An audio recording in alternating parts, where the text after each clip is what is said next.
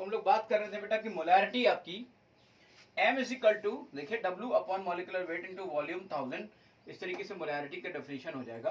Molarity में अगर ये वॉल्यूम ml में है तो 1000 से ऊपर मल्टीप्लाई कर दिया आपने, यहाँ से आप इस तरह से इन चीजों को रख सकते हो।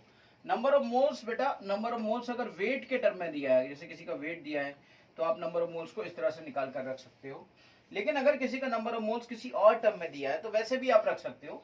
लेकिन कहीं पे क्वेश्चन ऐसा बन सकता है, हो सकता है वो मोलैरिटी के बारे में डिस्कस कर ले और मोलैरिटी के बारे में डिस्कशन करने के बाद वो कहे कि number of moles of the solute को हमने अगर यहाँ पे हम ml में लें तो ये 1000 से मल्टीप्लाई कर दे वो, तो इस तरीके से भी हम लिख सकते हैं। अब नंबर ऑफ मोल्स के 3 तरीके हो सकते हैं। नंबर ऑफ मोल्स हो सकता है वो किसी को वेट के, एक केस वन हो गया कि जब वो वेट दिया होगा और वेट देने पर नंबर ऑफ मोल्स आप कैसे निकालोगे, मॉलिक्यूलर वेट से डिवाइड करके आप नंबर ऑफ मोल्स निकाल दोगे। दूसरा केस क्या हो सकता है, क्या और क्वेश्चन में दूसरे को इसमें क्वेश्चन में दे सकता है वो नंबर ऑफ पार्टिकल्स, और अगर वो नंबर ऑफ पार्टिकल्स के बारे में बात करें, नंबर ऑफ मोल्स निकालने के लिए आप नंबर ऑफ पार्टिकल्स को अवोगाड्रो नंबर से डिवाइड कर दोगे, तो इस तरह से नंबर ऑफ मोल्स निकल आएंगे। तीसरा तरीका क्या हो सकता है, थर्ड वे इसका केस 3 क्या हो सकता है, केस 3 हो सकता है कि वो क्वेश्चन के अंदर वॉल्यूम ऑफ द गैस दे दे, like volume of the gas दे दे, और वो भी volume of the gas at STP दे दे, एसटीपी या एनटीपी दे दे, ऐसी कोई सिचुएशन दे दे और आपसे कहे नंबर ऑफ मोल्स और मोलैरिटी के बारे में बात करें, तो अगर ऐसे निकाले तो नंबर ऑफ मोल्स को आप वॉल्यूम ऑफ द गैस जो भी आप दी गई हो एट एसटीपी एंड एनटीपी उसको डिवाइड कर दोगे आप, तो डिवाइड बाई मोलर वॉल्यूम। अब ये देखिए आप मोलर वॉल्यूम क्या होता है, मोलर वॉल्यूम आप सब जानते होंगे कि 22.4 लीटर को मोलर वॉल्यूम कहा जाता है। अगर मैं रिवाइज करा रहा हूँ एक तरह से, तो मोलर वॉल्यूम की बात क्या है, तो मोलर वॉल्यूम क्या होता है, the volume of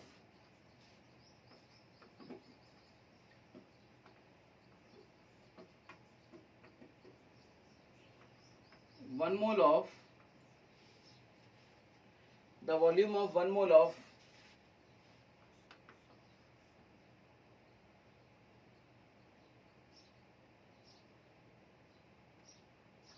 any gas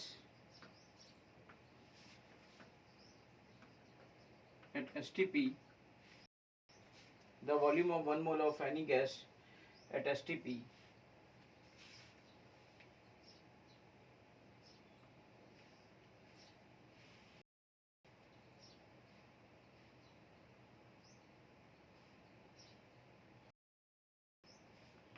is called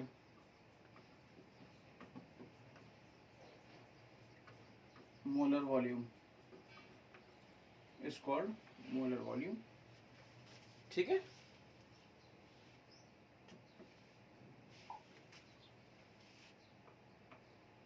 एक और स्टार पॉइंट की molarity is dependent on temperature. कभी कई बार क्वेश्चन आया है, मोलैरिटी डिपेंडेंट ऑफ टेम्परेचर होती है। मोलैरिटी और टेम्परेचर में इनवर्स रिलेशन होता है, बिकॉज मोलैरिटी और वॉल्यूम में इनवर्स रिलेशन होता है, ये करने की बात है। And volume and temperature is having directly relation. तो अगर आप इन दोनों को कंबाइन कर दोगे ना तो आपको यही मिलेगा। तो अगर आप इन दोनों को कंबाइन कर दोगे you will get this relation. इस रिलेशन के बेस पे जो हमारा कर्व बनेगा that will B rectangular hyperbola, और वो हमारा रेक्टेंगुलर हाइपरबोला होगा।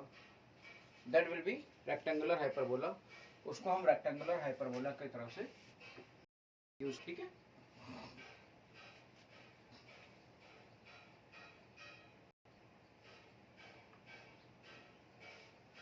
यहाँ पर मैं देखिए अगर आप मोलैरिटी की डेफिनेशन को देखें तो मोलैरिटी की डेफिनेशन में आता है एन और वी इन लीटर।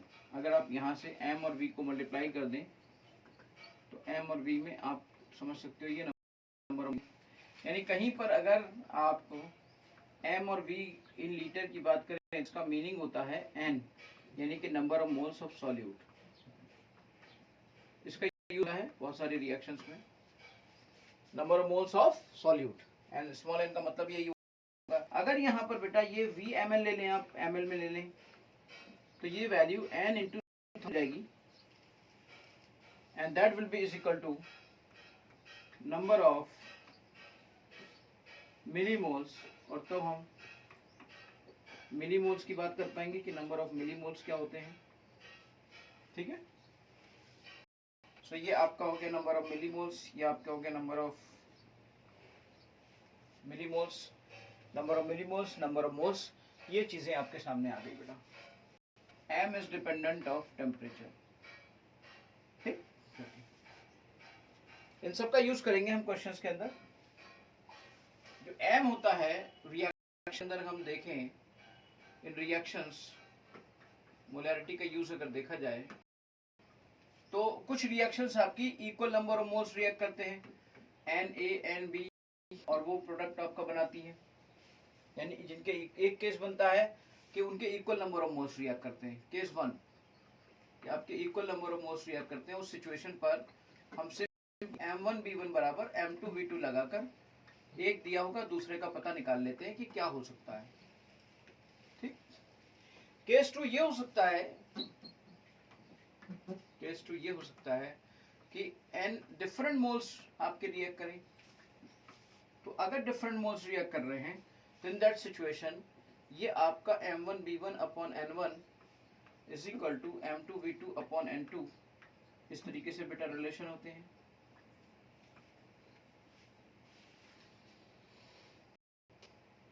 जहां पर N1 और N2 इसकी स्टोइकियोमेट्रीज हैं।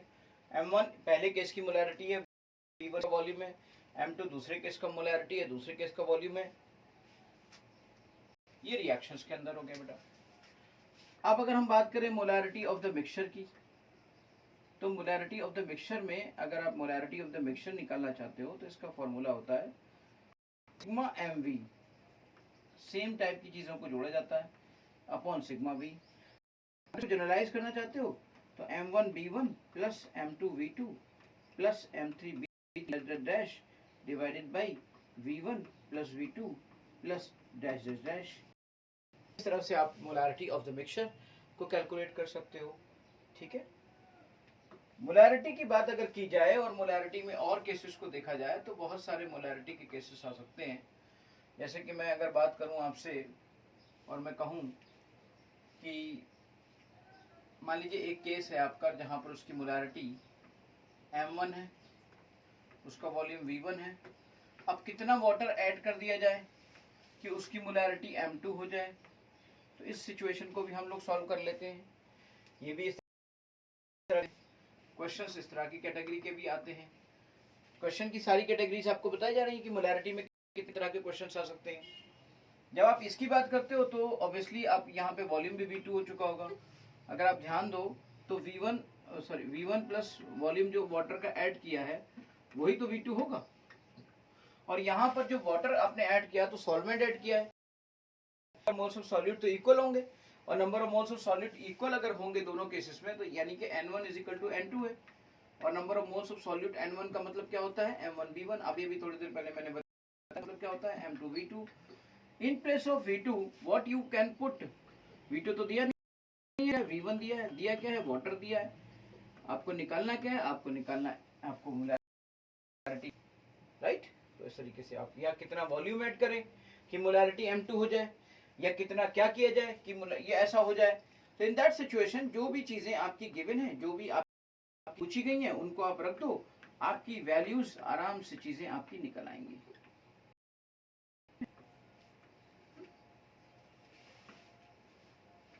आराम से किसी ने कह दिया कि भाई कितना वॉल्यूम ऐड किया है वाटर का कि मोलैरिटी इतनी हो जाए, तो मोलैरिटी भी है, जो दिया जो पूछा है वो रख दो, इजीली क्वेश्चन निकल आएगा।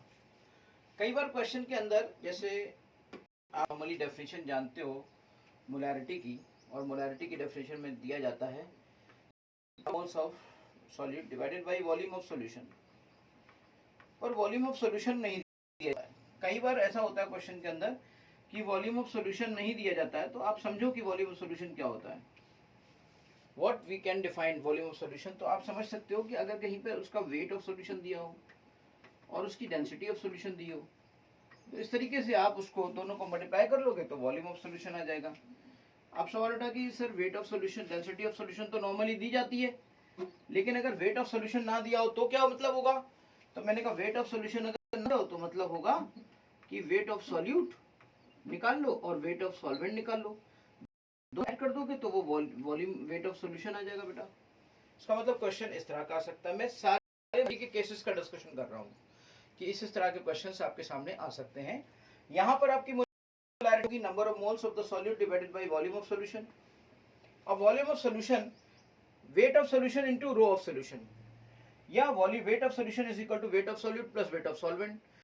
Solute plus weight of solvent का यूज कर लीजिए, यहाँ पर दोनों को ऐड कर लीजिए, वेट ऑफ सॉल्यूशन आ गया, वेट ऑफ सॉल्यूशन को मल्टीप्लाई कर दीजिए, वॉल्यूम ऑफ सॉल्यूशन आ गया, वॉल्यूम ऑफ सॉल्यूशन को वहां से निकाल के यहाँ रख दीजिए, नंबर ऑफ मोल्स जैसी सिचुएशन हो, वेट दिया हो तो वैसे निकाल लीजिए, नंबर ऑफ पार्टिकल्स दिया हो तो वैसे निकाल लीजिए, और अगर कहीं पर वॉल्यूम ऑफ द गैस दिया हो तो वैसे निकाल लीजिए।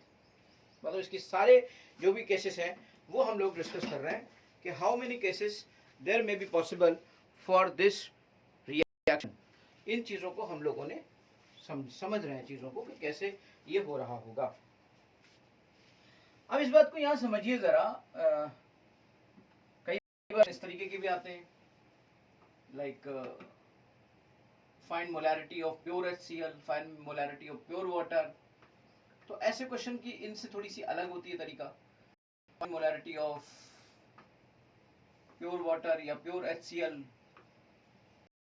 प्योर वाटर पहला केस हो गया, दूसरा केस प्योर HCl। तो इस सिचुएशन में बस एक बात दी होती है, जैसे वाटर की डेंसिटी सबको पता ही है, कई बार नहीं दिया जाता है 1 ग्राम पर सीसी, तो नहीं दिया जाता है। अब HCl का नहीं पता, दे दिया मान लीजिए कि 1.2 ग्राम पर सीसी, तो नॉर्मली इसका इंफॉर्मेशन हमें चाहिए, बाकी कुछ नहीं चाहिए। अब ऐसी सिचुएशन में जहां पर कुछ भी ना दिया गया हो, हम उस कंडीशन में एक तरीका अपनाते हैं।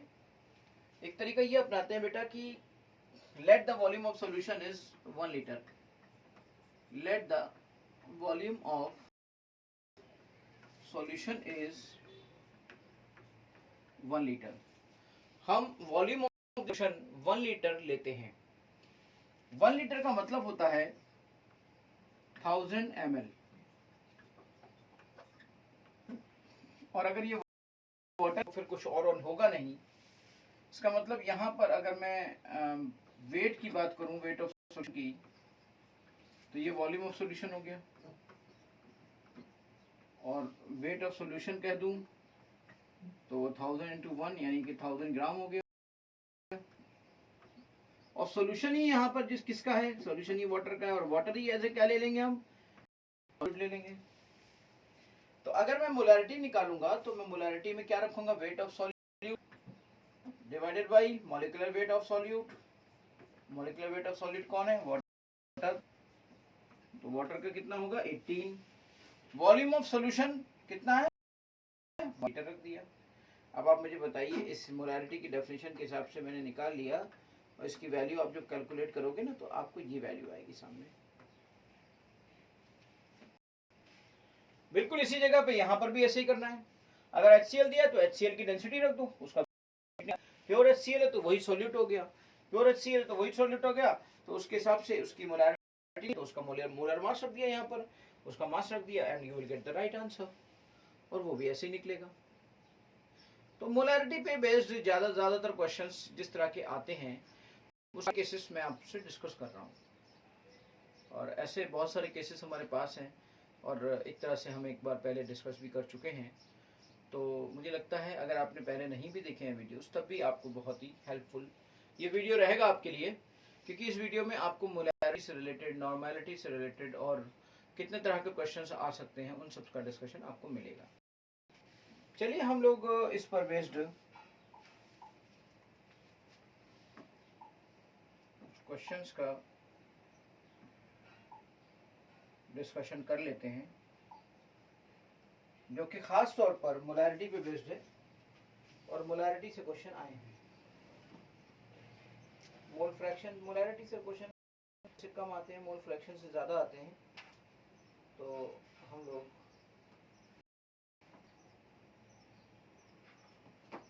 मोलैरिटी पे बेस्ड ही क्वेश्चंस को देखें अगर, तो फिर तो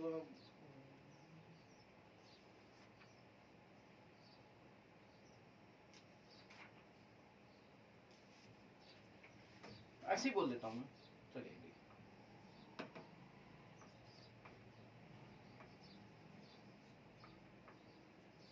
Find molarity of following solutions.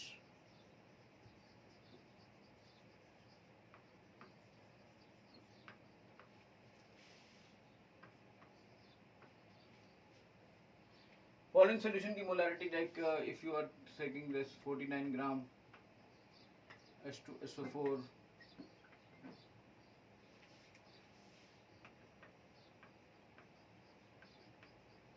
dissolving in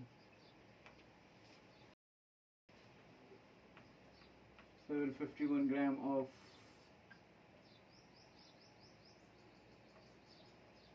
solvent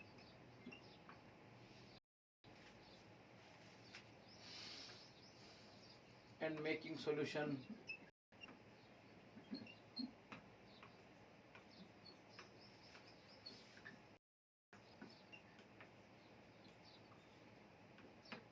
of density, and making solution of density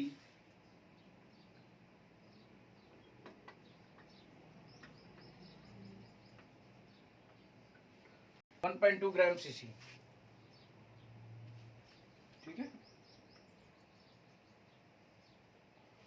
इसको क्वेश्चन को जरा देखिए, करिए। 1 सेकंड का टाइम आपको दे रहा हूँ और 5-10 मिनट ले लो। 5 मिनट कहाँ है यार, 5 सेकंड ले लो।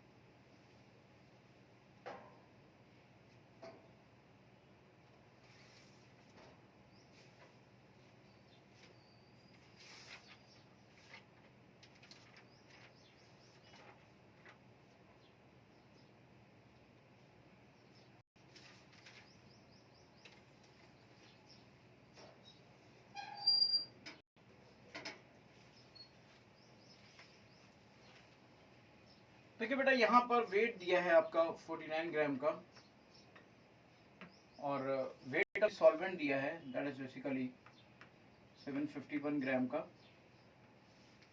और making a solution of density, और डेंसिटी दी है। सबसे पहले क्वेश्चन के अंदर ये देखा करो और क्या पूछा गया है और क्या दिया है, तब दिमाग लगाया करो कि जो दिया है उससे कैसे पूछा गया निकाला जाएगा।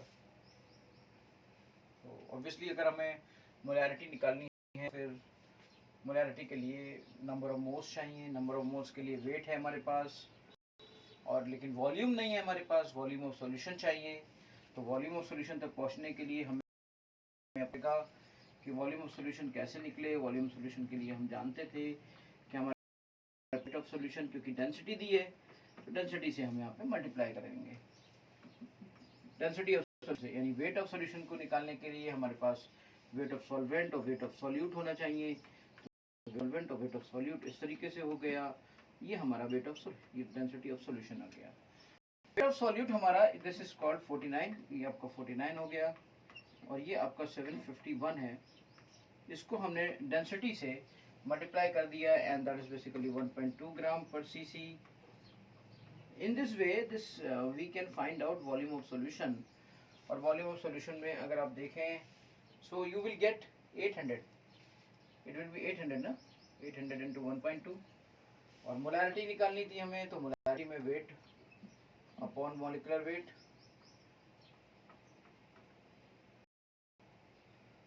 वॉल्यूम ऑफ सॉल्यूशन इंटू 1000, ये आने लगा।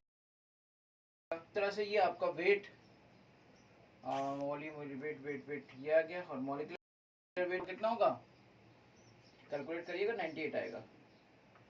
वॉल्यूम ऑफ सॉल्यूशन आया आपका 800 इंटू 1.2, और आपकी ये it is getting your which is molarity. Okay बेटा, इस तरह से आप वॉल्यूम ऑफ सॉल्यूशन को निकाल सकते हो, वॉल्यूम ऑफ सॉल्यूशन को इजीली फाइंड आउट कर सकते हो।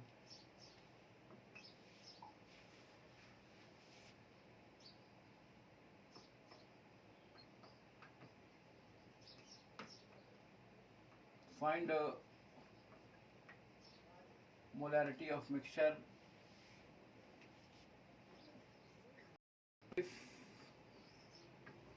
one solution having 2 molarity ml volume of HCl and other solution of having 4m molarity and 600 ml of HNO3। इन दोनों को बेटा मिक्स कर रहे हैं और मिक्स करने पर मोलारिटी जरा निकालिए, ये आपसे डिस्कस किया जा रहा है। निकालिए इसको, बहुत इजी क्वेश्चन है। I am giving you 1 minute, 1 minute क्या 30 सेकंड भी काफ़ी है इसके लिए। बहुत ही इजी क्वेश्चन है, 30 सेकंड्स भी काफ़ी है। 30 seconds are sufficient for this question, 30 seconds are sufficient for this question.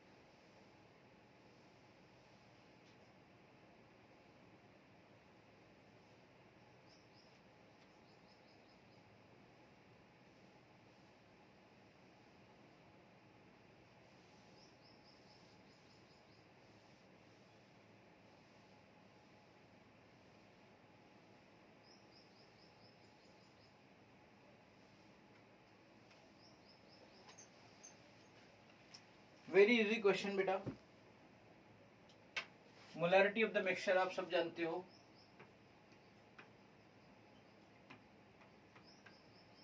M1V1 plus M2V2 divided by V1 plus V2। M1V1, M1 देखिए M1 कितना है 2, V1 300, M2 कितना है 4, V2 600 divided by 300 plus 600 means 900। इस तरह से आपकी मोलारिटी ऑफ द मिक्सचर निकल आएगी। अब एक क्वेश्चन में 2013 में आया हुआ क्वेश्चन पूछता हूँ, मुझे लगता है समझ में आ गया होगा। 2013 का question I am going to discuss.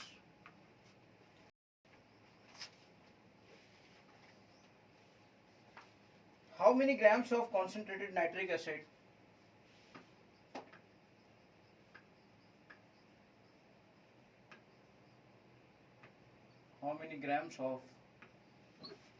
concentrated nitric acid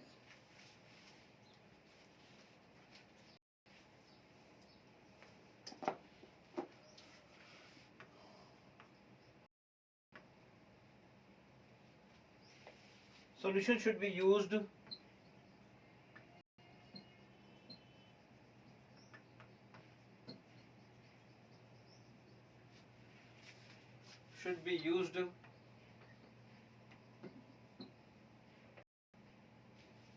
to prepare 250 ml of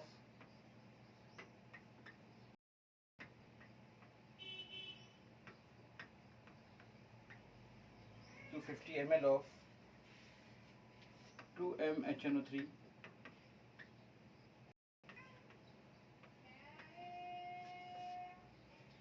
the concentrated acid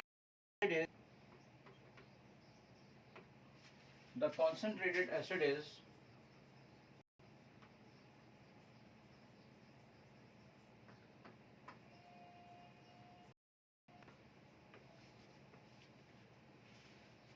70% HNO3.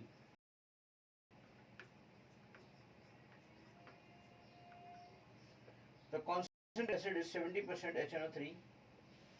Is 70% HNO3. Concentrated acid is HNO3. Very good question. NEET 2013. Good question बेटा. करिए जरा.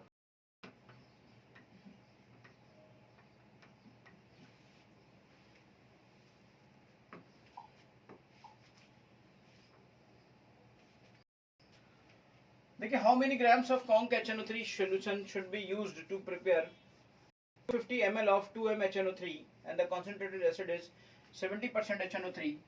250 ml of 2M HNO3 and the concentrated acid is 20% HNO3. 70% HNO3 का ये है बेटा. And you are getting this तरीके से इसको लेंगे हम. ये हमें करना है.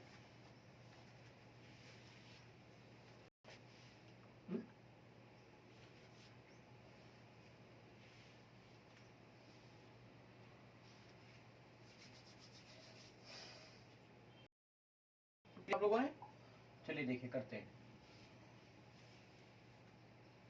मोलैरिटी की डेफिनेशन लिखते हैं. मोलैरिटी बराबर क्या होता है? मोलैरिटी इज इक्वल टू होता है wait upon molecular weight into volume of solution. अगर वॉल्यूम ऑफ सॉल्यूशन ml में है तो ऊपर 1000 से मल्टीप्लाई कर लो और फिर सोचो क्या कर सकते हैं हम. हाउ मेनी ग्राम्स यानी कि W हमें निकालना है. Should be used to prepare 250 ml of यानी वॉल्यूम दिया है, मोलैरिटी दी है. चलिए पहले ये निकाल लीजिए. याद रखिएगा जो हम निकाल रहे हैं, जो हम यूज कर रहे हैं concentrated acids, that is basically 70%. वो 70% है बेटा. अंडरस्टैंड? तो ये जो मोलैरिटी आई है या जो वेट आएगा वो 70% का आएगा ना. 70% का आएगा. यस. इसका मतलब ये हुआ कि यही तो बस थोड़ा सा टेक्निकल चीज है जिसको हमें सीखना था. 2m मोलैरिटी आ गई, वेट हमें निकालना था एंड दिस इज 1000. ये हमारा 1000 गया. और मॉलिक्यूलर वेट हमारा HNO3 का कितना होगा जरा देखिए. HNO3 का मॉलिक्यूलर वेट मुझे तो याद है 63 होता है. आप लोग थोड़ा निकाल सकते हो. 1 + 14 + 16 3 = 48. इट बिकम्स 63 है ना. तो यहाँ पे आपने 63 कर दिया और ये वॉल्यूम ऑफ सॉल्यूशन है. वॉल्यूम ऑफ सॉल्यूशन कितना है? 250 ml. 250 ml है. इसका मतलब ये आपका 4 से कट गया. तो इस तरह से आपको आया 263 divided by 4. 2 2 = 4. 31.5 ग्राम आ गया. 31.5 ग्राम आ गया बेटा. अब देखिए क्वेश्चन के जो सॉल्यूशन है ना, वो सॉल्यूशन में एक आंसर 31.5 ग्राम भी है और आप गलत. अब अगर एक ऑप्शन आपका 31.5 ग्राम भी हो गया तो आप बिल्कुल उसे टिक मार के चले आओगे. तो आप टिक मार के चले आओगे तो आपसे गलती हो गई. अंडरस्टैंड? क्यों? क्योंकि ये जो इसने ये कंडीशन दे दी. अगर ये कंडीशन ना देता the concentrated acid is 70% HNO3 तब ये आपका आंसर बिल्कुल ठीक होता. लेकिन उसने कंडीशन दे दी ये वाली. तो अब आपको ये देखना है कि ये तो 70% वाले का आया है. अब एग्जैक्टली मास कितना होगा? तो अगर मैं ये मान लूं कि एग्जैक्टली मास अगर ये HNO3 100% उस समय उसका मास कितना होगा, इस चीज को अगर मुझे ध्यान देना हो तो मैं इस चीज को पता है कैसे कन्वर्ट करूंगा. Let mass of the acid, mass of the acid हमने कुछ भी मान लिया, तो वो मास ऑफ द एसिड जो भी लोगे उसका 70% जो तुम निकालोगे, जो उसका निकलता है वो ऐसे तो निकलता है. ये तब आया है 31.5 जब आपने निकाल लिया है, क्योंकि 70% HNO3 लिया था आपने. तो इसका मतलब ये हुआ कि ये वाला मास एक्चुअली वो पूछ रहा है. तो जब ये वाला मास पूछ रहा है तो उल्टा हो जाएगा. Mass of acid. समझ गए? यहाँ पर ये प्रॉब्लम, ये इस क्वेश्चन की खूबसूरती थी. ऑप्शन में उसने दोनों बातें दे दी थी. ये दोनों बातें ऑप्शन में दे दी थी उसने. और इसको जब आप सॉल्व करोगे ना तो ये अप्रोक्सीमेटली 45 ग्राम आएगा. तो वो आंसर ठीक होगा जिसमें 45 ग्राम है, वो आंसर ठीक नहीं होगा जिसमें 31.5 ग्राम है. This is the beauty of this question. Understand. NEET 2007 question आया है, नीट 2017 में क्वेश्चन आया है. मैं मोलैरिटी पे क्वेश्चन पहले कराने की कोशिश कर रहा हूँ, तो अलग से निकालने की कोशिश की है मैंने. अब आपका बिल्कुल एक एक चीज को, एक टॉपिक पर मैं आपको ऐसे क्वेश्चन का वर्कआउट कराता चला जाऊंगा, आपको मजा आ जाएगा आपकी प्रिपरेशन के लिए. Which of the following is dependent on temperature? Which of the following is dependent on temperature? कौन इसमें dependent of temperature है? पहला ऑप्शन है मोलैरिटी, दूसरा ऑप्शन है मोल फ्रैक्शन, तीसरा है वेट परसेंटेज, चौथा है molarity. So the right answer is molarity. Molarity right answer होगा. तो खैर ये ऑब्जेक्टिव एक थ्योरेटिकल क्वेश्चन था, तो इस पे लिखाने की मुझे नहीं लगता कोई जरूरत है. चलिए,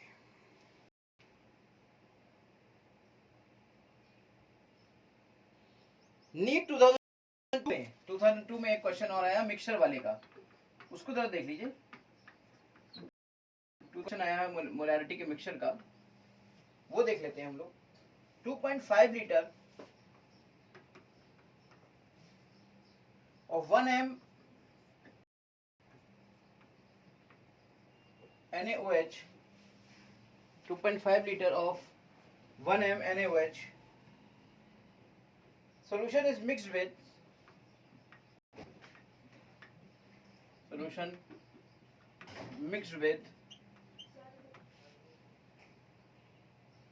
3 liter of 0.5 m NaOH, 0.5 m NaOH solution. Then find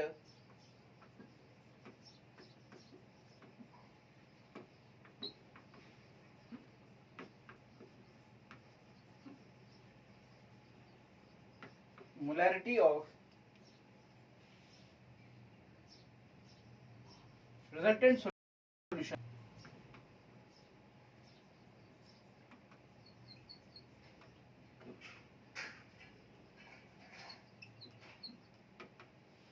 Then find molarity of resultant solution.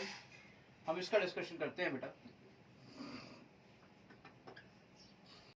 तो देखिएगा, मुझे लगता है ये क्वेश्चन तो बहुत ही आसान है आपके लिए. 1 मिनट में आप इस क्वेश्चन को देख लेंगे. उम्मीद करता हूँ बहुत ही जल्दी ये क्वेश्चन आपसे सॉल्व हो जाएगा.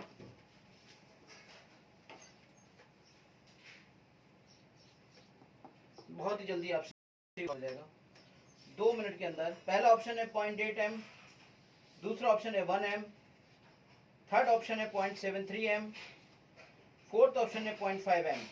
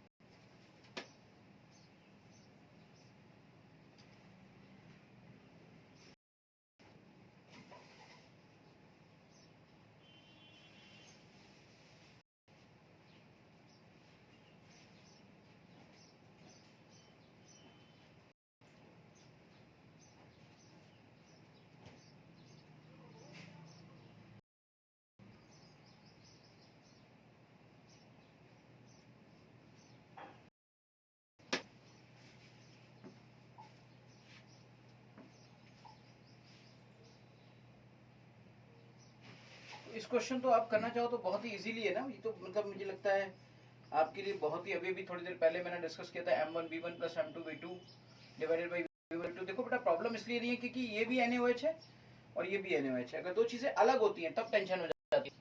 तब उसको सब्ट्रैक्ट करके और उसके नंबर ऑफ मोल्स निकाल के उसका वेट निकाल के उसको डिवाइड कर देते हैं, अलग कॉन्सेप्ट होता है। लेकिन जब सेम नेचर की चीजें मिक्स होती हैं तो कोई टेंशन की बात ही नहीं है। m1v1 plus m2v2 divided by v1 plus v2, यहां से आपका निकलेगा m1v1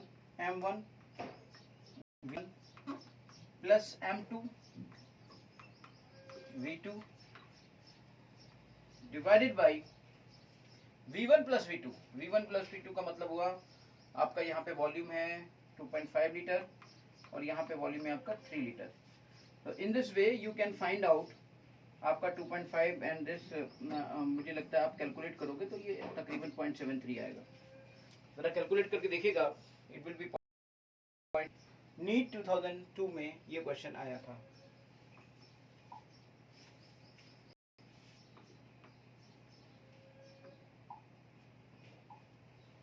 अब बेटा मोलैरिटी पे अच्छे क्वेश्चन बनते हैं ना, तो जो मोलैरिटी पे अच्छे क्वेश्चन बनते हैं वो बनते हैं ऐसे।